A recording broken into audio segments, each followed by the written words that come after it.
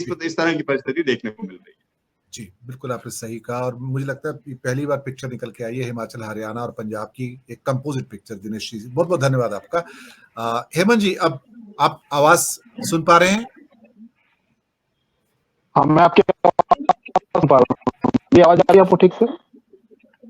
जी, अभी भी कट के आ रही है, लेकिन कैरी ऑन सर। ओके, जी आ रही है, जी आ रही है, जी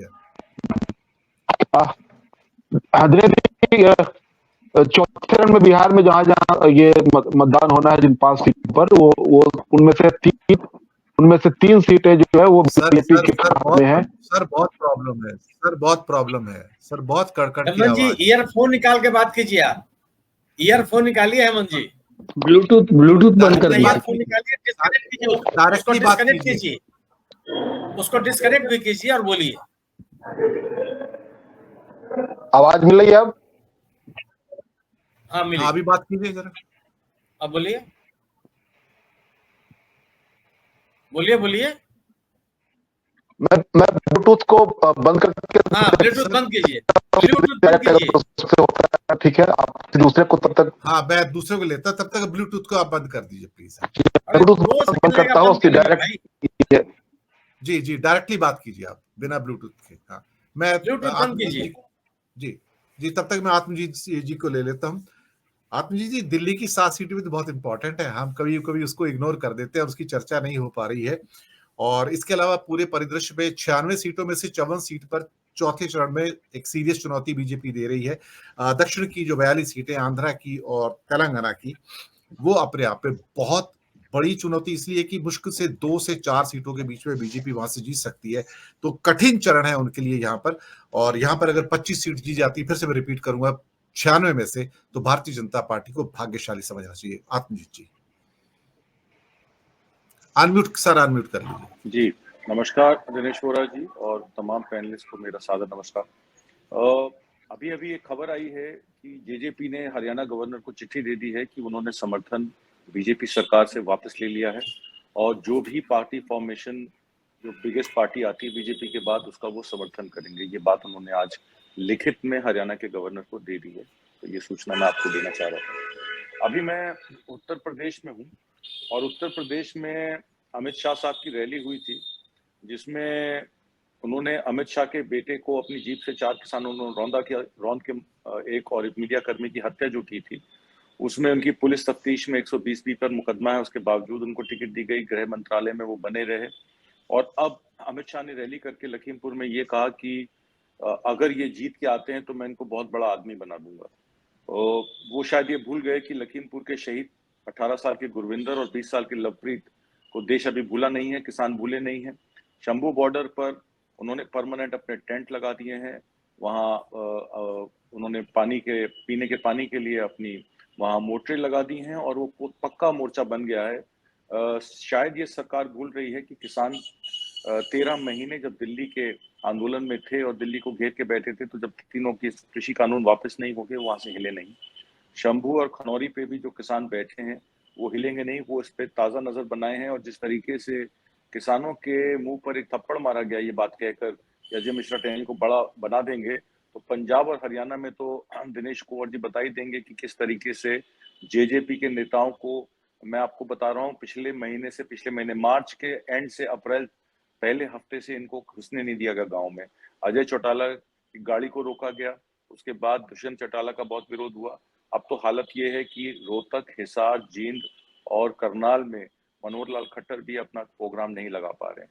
किसानों में बहुत रोष है, बहुत गुस्सा है, क्योंकि किसानों की मांगे, इन्होंने जो इनको वादे किए 9 दिसंबर 2021 में कि हम आपको एमएसपी दे देंगे, स्वामीनाथन कमीशन रिपोर्ट पे आयोग बिठाकर, हम बिजली अधिनियम बिल में सब्सिडी की प्रॉब्लम को सॉल्व कर देंगे, हम पराली की दिक्कत परेशानी दूर कर देंगे, हम मुआवजा पूरा किसानों का दे देंगे, और जो 750 किसान शहीद हुए उनके लिए, उनके परिवारों के लिए नौकरी और कॉम्पनसेशन की बात करेंगे। कोई भी वादा उन्होंने पूरा नहीं किया। कृषि मंत्रालय से जो चिट्ठी आई थी ज्वाइंट सेक्रेटरी अग्रवाल की, वो बिल्कुल झूठी साबित हुई, और किसान इस बार पूरे देश में एकमुश्त है। मैं कल कई जगह गया। मैं आपको उत्तर प्रदेश की बात बता देता हूँ कि मैं अभी सीतापुर जिले में हूँ, और सीतापुर जिले के साथ शाहजहांपुर, दौरहरा 2 सीटें और लगती हैं। तो मैं इन 3 सीटों को, और लखीमपुर, तो मैं इन 4 सीटों पर पिछले 5 दिनों से दौरा कर रहा हूँ। इसमें मैं आपको बता दूं कि सीतापुर में जो कैंडिडेट हैं वो राजेश राठौर हैं, जो यहाँ के 4 बार के सांसद, जो 2 बार पहले बसपा से रहे और 2 बार बीजेपी से रहे, राजेश वर्मा उनके खिलाफ लड़ रहे हैं। पिछली बार वो 1 लाख मतों से जीते थे। राकेश राठौर पहले बीजेपी से एमएलए रहे और उसके बाद उन्होंने जब नीतियां देखी किसानों के खिलाफ और बहुत सारी चीजें जब उन्होंने देखी तो उन्होंने बीजेपी से रिजाइन कर दिया और फिर अब वो इंडिया गठबंधन के कांग्रेस के उम्मीदवार हैं। 17 सीटों पर कांग्रेस उत्तर प्रदेश में लड़ रही है और यहाँ पर जो गुस्सा लोगों का, किसानों का, काश्तकारों का, और एक बात और निकल के आई कि 1 जून से शायद 18% जीएसटी लग जाएगा अगर काश्तकार या बटाईदार किसान जो है ठेके पे जमीन लेते हैं। जब ये इंडस्ट्री का दर्जा ही नहीं है एग्रीकल्चर को, तो उसको आपने जीएसटी का प्रावधान कैसे करेंगे, उसमें इनपुट टैक्स क्रेडिट का क्या होगा? तो इस बात को लेके बहुत सारी कंफ्यूजन है। खीरी लोकसभा में मौजूदा सांसद अजय मिश्रा टेनी, जैसे कि मैंने आपको बताया, उम्मीदवार बने हुए हैं। टेनी लगातार 10 साल से सांसद हैं, जबकि समाजवादी पार्टी से उत्कर्ष वर्मा पर दांव लगाया गया है। अखिलेश यहाँ 2 मीटिंगें ऑलरेडी कर चुके हैं, आज भी उनकी 1-2 मीटिंगें लगी हैं यहाँ पर। और बहुजन समाज पार्टी से एक पंजाबी समुदाय के युवा अंशय कालरा हैं जो ज्यादा प्रभाव नहीं कर पाएंगे, तो इसमें समाजवादी पार्टी की पोजीशन अच्छी बताई जा रही है। दौरहरा सीट में क्योंकि जितिन प्रसाद जो हैं वो पीलीभीत चले गए, उनकी वहां सीट मुश्किल है।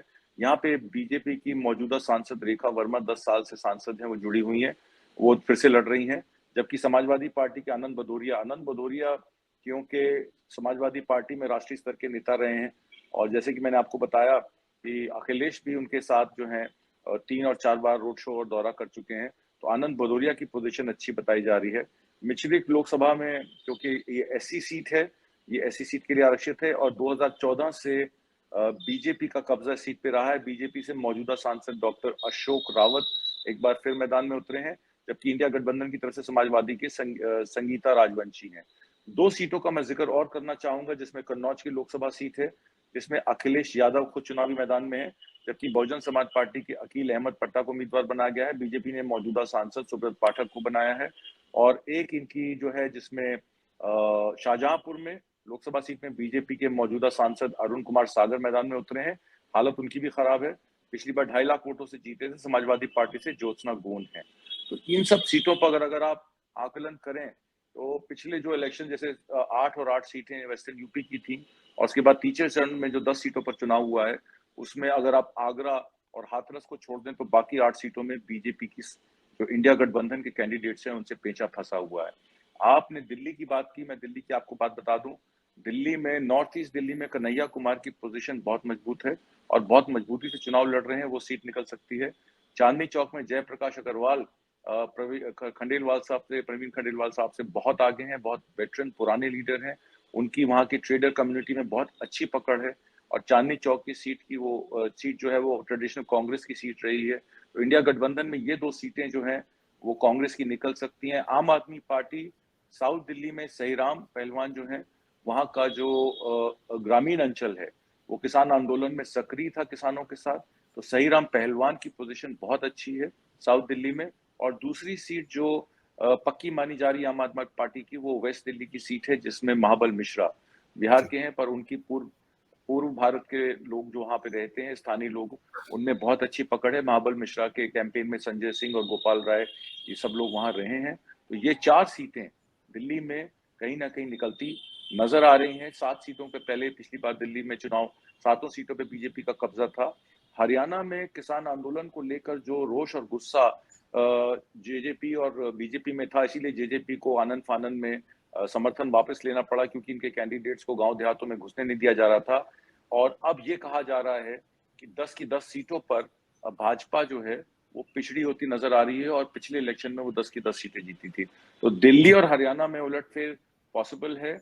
और उत्तर प्रदेश का मैं आपको ओवरऑल बता दूं, जो यहाँ लोगों का मानना है या जो बातें निकल के आ रही हैं, मुसलमान एक मुश्त राहुल गांधी की भारत जोड़ो यात्रा की वजह से वो उनके पीछे खड़ा है। जहां जहां इंडिया गठबंधन में कांग्रेस के उम्मीदवार हैं, वहां वहां सपा, बगैर सपा के बहुत अच्छा इलेक्शन लड़ा जा रहा है और जहां जहां सपा के उम्मीदवार हैं वो लोग अपना अच्छा इलेक्शन लड़ रहे हैं। तो माइनॉरिटी और यहाँ का जो कुर्मी समाज है या वर्मा समाज है, कुर्मी समाज है, पासी समाज है और जाति के लोग हैं, पिछड़ी जातियों के, वंचित समाज के जो लोग हैं, वो क्योंकि संविधान को बचाने के लिए जो राहुल गांधी ने पहल की है कि संविधान बचेगा तो देश बचेगा, लोकतंत्र बचेगा तो देश बचेगा, तो संविधान के नाम पर ये सारे सोशल जस्ट, कल एक बड़ी लखनऊ में एक गोष्ठी भी है सामाजिक न्याय को लेकर, जिसमें राहुल गांधी लखनऊ आएंगे, कल 3 से 6 उनका प्रोग्राम है, मैं उसको भी कवर करूंगा और आपको उसकी इंफॉर्मेशन भेजूंगा। और उस कार्यक्रम में तमाम पूरी स्टेट के करीब 36-40 ऑर्गेनाइजेशंस अपने डेलीगेट्स को भेजेंगी। वो एक नॉन पॉलिटिकल टॉक है, बट लोगों में ये जरूर है कि संविधान बचाने के लिए राहुल गांधी ने जो पहल की है और जाति जनगणना करा के, कास्ट सेंसस करा के जो उन्होंने कहा है कि 50% आरक्षण की सीलिंग को वो तोड़ देंगे, उसमें बहुत ज्यादा समर्थन बड़ी मात्रा में उत्तर प्रदेश और उत्तर प्रदेश से लगते मध्य प्रदेश और बिहार में भी इसकी गूंज है। तो कहीं ना कहीं बीजेपी बहुत पीछे नजर आ रही है जहां मैं बैठा हूं उस समय। जी दिनेश वोरा जी। मुझे